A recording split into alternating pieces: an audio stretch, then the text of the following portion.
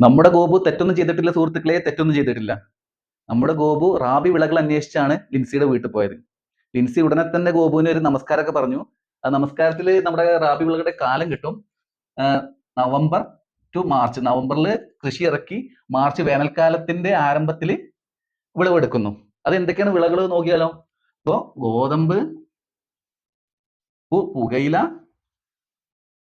കടുകും പയറും, ലിൻസീഡുകൾ.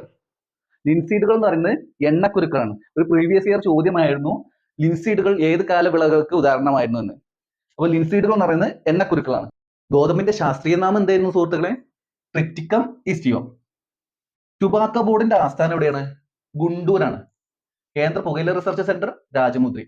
ഗുണ്ടൂരും രാജമുദ്രിയും ആന്ധ്രാപ്രദേശിലാണ്. എന്താണ് ഇത് രണ്ടും ആന്ധ്രാപ്രദേശിലാകാൻ കാരണം? ഏറ്റവും കൂടുതൽ പുകയില ഉത്പാദിപ്പിക്കുന്ന സംസ്ഥാനം ആന്ധ്രാപ്രദേശാണ്. കേരളത്തിലെ ആദ്യ പുകയില രഹിത ജില്ല കോട്ടയം. കേരളത്തില് പുകയില കൃഷി ചെയ്യുന്നൊരു ജില്ലയല്ലേ?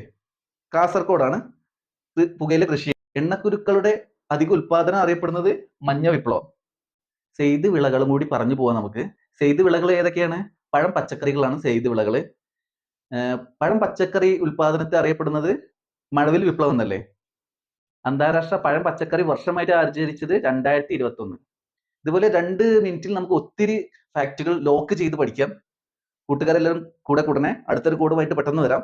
Thank you.